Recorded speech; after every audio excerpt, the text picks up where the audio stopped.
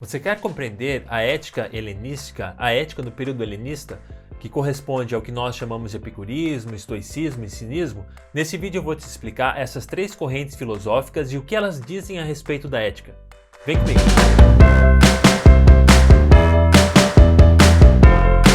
Seja bem-vindo ao canal básico de filosofia. Esse é um canal com conteúdo de filosofia voltado a estudantes de educação básica.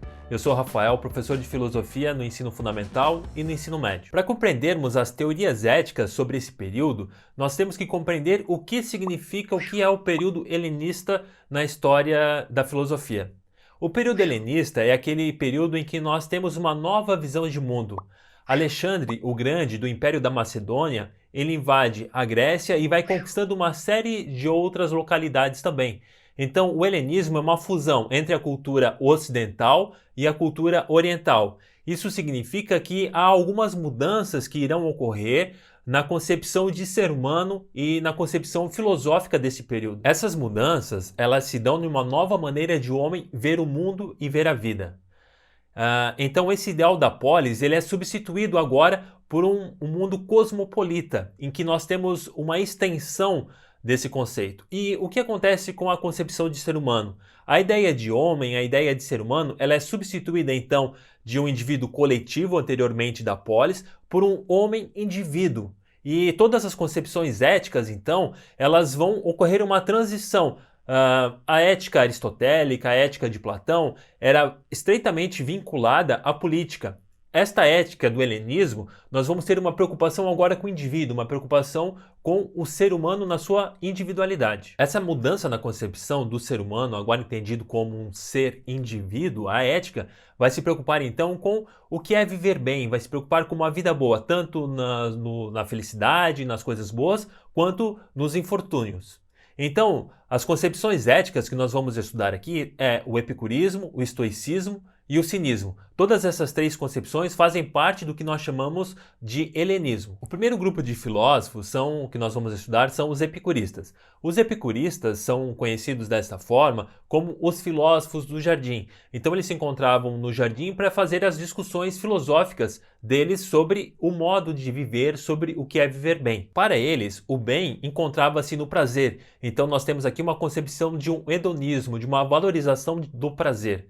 Mas, preste atenção, não são os prazeres ligados à honra, riquezas ou a prazeres sensuais. Esses tipos de prazer, eles são um pouco menosprezados, porque há outros prazeres que o ser humano deve se ocupar. O ser humano deve buscar um estado de imperturbabilidade.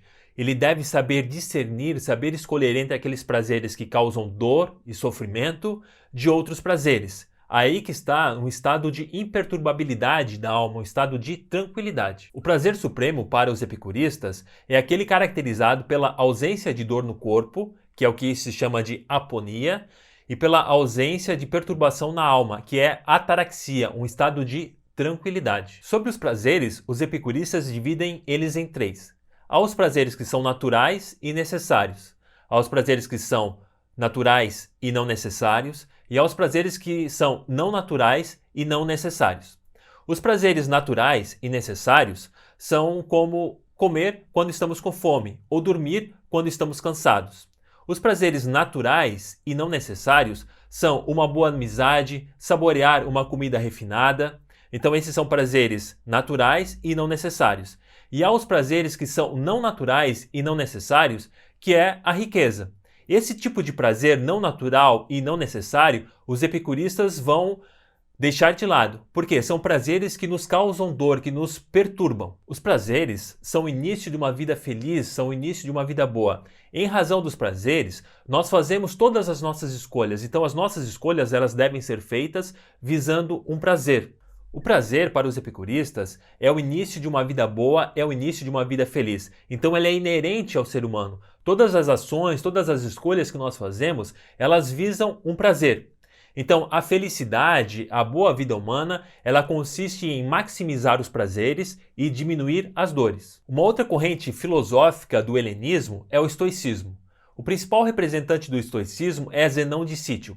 Eles têm esse nome porque eles se reuniam debaixo dos pórticos, e os pórticos das construções gregas eram feitas por diversas colunas, e essas colunas eram chamadas de estoá, daí que vem esse nome de estoicos, que corresponde a esse grupo chamado estoicismo. Os estoicos, eles têm uma concepção da filosofia como uma arte de viver. Então eles vão se diferir dos epicuristas porque, para os estoicos, para o estoicismo, eles desconsideram o prazer. Enquanto os epicuristas valorizam o prazer, os estoicos desconsideram. Então aqui está a principal diferença entre o epicurismo e o estoicismo. Eles vão desconsiderar os prazeres porque, para eles, os prazeres eles nos causam dor, nos causam sofrimento. Então imagina, você busca pelo prazer e essa busca te causa sofrimento, te causa dor.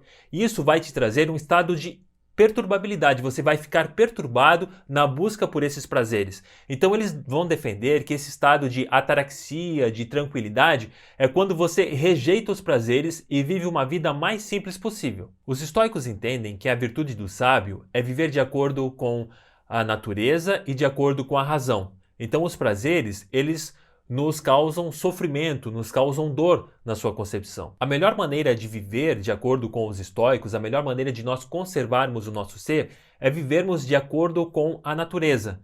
Então é vivermos de acordo com o curso natural da nossa vida, aceitarmos as coisas que acontecem. Aí denota uma aceitação do destino, das coisas que acontecem naturalmente na nossa vida. Viver racionalmente é próprio da natureza humana. Então nós devemos substituir o instinto pela vontade. Aí que denota que nós poderemos viver bem. Então, lembra que para os estoicos, o prazer é menosprezado. Isso que vai diferir eles substancialmente dos epicuristas. Os epicuristas valorizam o prazer. Para os estoicos, o prazer ele causa dor, causa sofrimento, porque nós estaremos sempre à busca, à procura dos prazeres. Então, para eles, nós temos que aceitar o curso natural da nossa vida e isso vai nos causar um estado de tranquilidade, um estado de ataraxia. A última concepção que nós vamos ver do helenismo é chamada de cinismo. Cinismo, ele foi iniciado por Antístenes e foi seguido depois por Diógenes de Sinope. Diógenes é um dos principais e mais conhecidos representantes do cinismo. Essa palavra cinismo deriva do grego kion e do latim sion, que significa cão. Isso tem a ver com o modo de vida que esses pensadores levavam. E o modo de vida deles, ele traduz o pensamento deles sobre o que é viver bem, sobre o que é a ética, sobre uma orientação para a conduta humana. O desejo desses filósofos, desses pensadores, é viver uma vida tranquila, uma vida serena e uma vida sem uma busca por prazeres e sem uma busca por riquezas. Então, uma vida mais tranquila possível. E eles imaginavam que tudo que é natural pode ser feito em público. Então, isso causava um pouco de constrangimento à época. Então, eles menosprezavam as riquezas, a glória, as honrarias, porque eles consideravam tudo isso como futilidade. O que eles buscavam mesmo é um modo de vida que os levasse à felicidade. Então perceba, eles estão procurando um modo de vida calmo, tranquilo. Aqui você tem noção de como a filosofia se dá nesse período. A filosofia, então, principalmente a ética, ela orienta a conduta humana, o modo de vida e agir do ser humano. E o principal pensador desse período, que foi o Diógenes, ele vivia dentro de um tonel de vinho, se alimentava do que as pessoas davam para ele e andava com uma lanterna. É isso mesmo, esse filósofo é um paralelo com Chaves. Então o personagem Chaves é inspirado no Diógenes, que leva essa vida tranquila, essa vida serena, essa vida desligada dos prazeres, essa vida desligada das honrarias, da riqueza, uma vida mais simples possível, que traduz então todo o pensamento desse grupo de filósofos. Que isso que vai proporcionar a felicidade, uma vida boa, que é uma vida tranquila, uma vida sem essa busca por riquezas, sem essa busca por coisas naturais e uma aceitação da natureza. Então nós vimos até agora a ética helenista. A ética helenista é composta pelo epicurismo, estoicismo e cinismo. Então as duas primeiras correntes, que são o epicurismo e o estoicismo, há uma diferença crucial entre elas. O epicurismo valoriza o prazer, já o estoicismo, ele nega os prazeres, porque os prazeres provocariam dor, sofrimento e um estado de imperturbabilidade. Já o cinismo é um modo de vida mais despojado, mais tranquilo e uma busca pela felicidade que estaria no autodomínio. Agora que você já compreendeu as teorias helenistas, o epicurismo, o estoicismo e o cinismo, deixa seu like, segue o canal, nos vemos no próximo vídeo. Até a próxima!